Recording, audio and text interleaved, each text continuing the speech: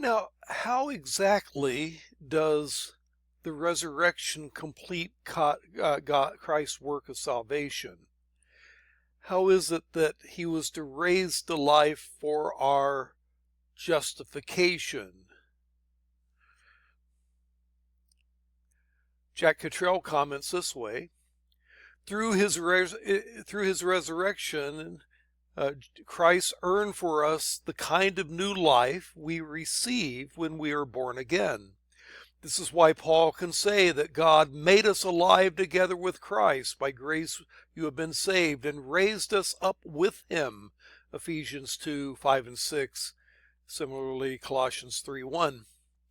When God raised Christ from the dead, he thought of us as somehow being raised with Christ, and therefore deserving of all the merits of Christ's resurrection. Paul says his goal in life is, quote, that I may know him and the power of his resurrection, Philippians 3:10. Paul knew that even in this life, the resurrection of Christ gave new power for Christian ministry and obedience to God. Theologian Wayne Grudem puts it this way: if God raised us up with him, Ephesians 2:6, then by virtue of our union with Christ, God's declaration of approval of Christ is also his declaration of approval of us. When the Father, in essence, said to Christ, all the penalty for sins has been paid, and I find you not guilty but righteous in my sight, he was thereby making the declaration that would also apply to us once we trusted in Christ for salvation. In this way, Christ's resurrection also gave the final proof that he had earned our justification. Again, goes back to the statement that he was raised to life for our justification.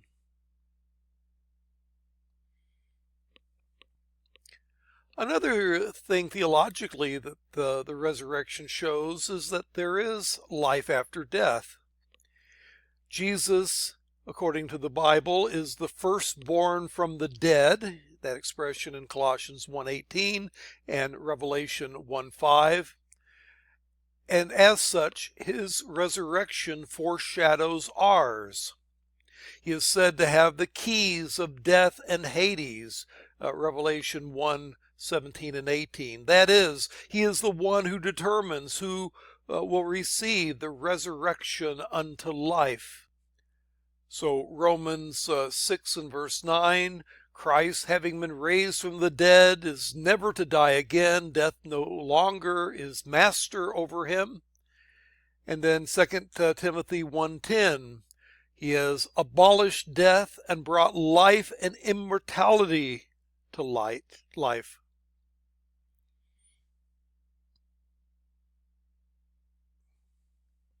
So that's the doctrine of the resurrection, but a doctrine that's not emphasized quite as much, but is also an important one, is the doctrine of the Ascension. Acts 1 and verse 9 states it, that after he had said this, he, referring to Jesus, was taken up before their very eyes, and a cloud hid him from their sight. And then Luke chapter 24, when he had led them out to the vicinity of Bethany, he lifted up his hands and blessed them. And while he was blessing them, he left them and was taken up into heaven. Well, why is the ascension a important doctrine? The ascension, first of all, is a guarantee that Christ has received glory and honor and now rules with authority over the entire universe. A.H. Strong puts it this way: as the resurrection proclaimed Christ to men as the perfected and glorified man, the conqueror of sin and the Lord of death, the ascension proclaimed him to the universe as the reinstated God, the possessor of universal dominion, the omnipresent object of worship and hearer of prayer. So, several points. One, the ascension is part of the exaltation of Jesus. You can describe the life of Jesus as the humiliation of Christ and the exaltation of Christ. The humiliation of Christ was his incarnation, leaving heaven's glories to become man. The suffering and death of Christ is a humiliation of Christ, and his death and burial is a humiliation of Christ. But the exaltation of Christ include his resurrection and ascension into heaven, sitting at the right hand of God, and his eventual return in glory and power. Philippians 2 put it this way, after describing him humbling himself as a servant, it says that God exalted him to the highest place and gave him the name that is above every name. Philippians 2 and verse 9. Paul says in 1 Timothy 3:16, he was taken up in glory. And Acts 2:33, Peter said that Jesus was exalted at the right hand of God. So the ascension shows part of the exaltation of Jesus. Secondly, the ascension symbolizes the authority of Jesus. The Lord says to my Lord, sit at my right hand till I make your enemies a footstool. Psalm 110 and verse 1. A verse in the Psalms that's applied to Jesus, who was told by the Father to sit at his right hand in authority. Likewise, Hebrews 1, after he had provided purification for sins, he sat down at the right hand of the Majesty in heaven. So he became much superior to the angels, as the name he has inherited is superior to them. To which of the angels did God say at any time, sit at my right hand till I make your enemies a footstool for your feet? Also, Ephesians chapter 1, he raised Christ from the dead and seated him at his right hand in the heavenly realms, far above all rule and authority and power and dominion, and every name that is evoked, not only in the present age, but also in the one to come. So being sat at the right hand of God shows he is authoritative as God. Third, Jesus' ascension puts him in a position to intercede for us. Who is the one who condemns? No one. Jesus Christ, who died, more than that, who was raised to life, is at the right hand of God and is also interceding for us. So Jesus, seated at the right hand of God, having been both God and man, is able to intercede for us human beings with the Father. Hebrews chapter 8. Now the main point that we are saying is this, that we have such a high priest who sat down at the right hand of the throne of the Majesty in heaven, and who serves in the sanctuary, the true tabernacle set up by the Lord and not by a mere human being. Again, he is there to intercede for us as high priest at the right hand of God.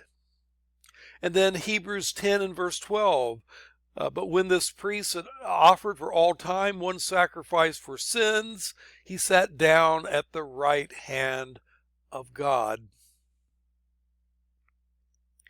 Fourth, Jesus' ascension calls us to ethical living.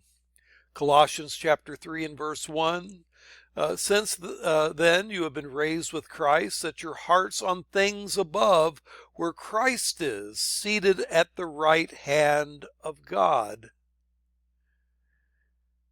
We should think on heavenly things because we are united with Christ, who sits in heaven at the right hand of God. Fifth, Jesus' ascension foreshadows our rapture.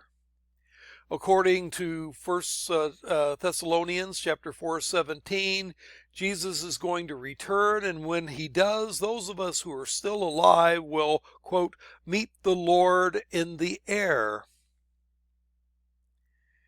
And so we will ascend into heaven, as it were, the way that Jesus ascended into heaven. Likewise, John 14:3 and 4, and if I go back and prepare a place for you, I will come back and take you to be with me, that you also may be where I am. You know the way to the place where I am going. And so Jesus ascended, but he's going to come back and bring us to himself, and that will involve an ascension for us as well, which is commonly called the rapture of the church.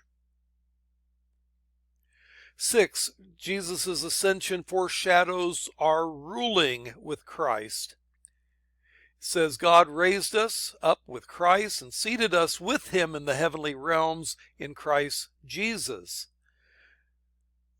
And then Revelation 3 and verse 21, to the one who is victorious, I will give the right to sit with me on my throne, just as I was victorious and sat down with my Father on his throne.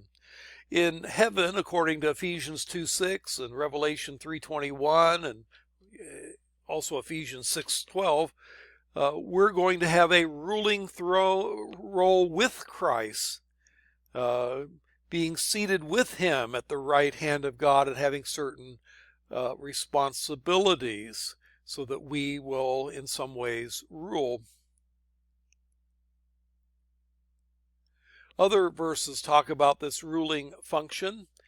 Matthew 19 verse 28, the apostles, quote, will sit on the 12 thrones judging the 12 tribes of Israel.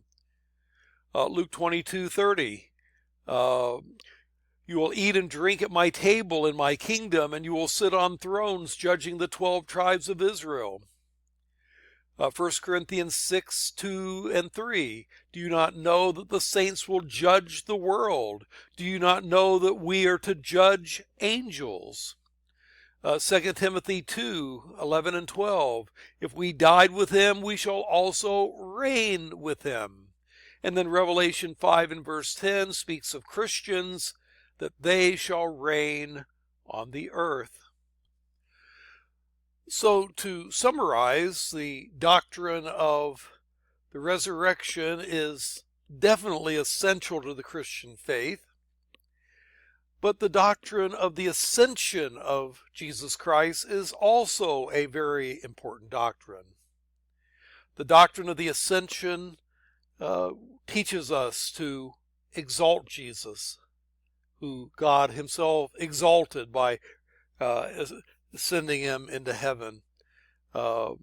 It teaches us to recognize his authority because he ascended to be at the right hand of the Father in a position of authority. It teaches us to appreciate how he's there to intercede for us. It teaches us to set our minds on things above and to live ethically in this life in the light of heaven. It anticipates our ascension to be with Christ at the second coming that we can look forward to. And it reminds us that he has responsibilities for us when we ascend to heaven to be with him, that we will have a ruling function with him. And so for all of these reasons, the doctrine of the ascension is an important Christian doctrine.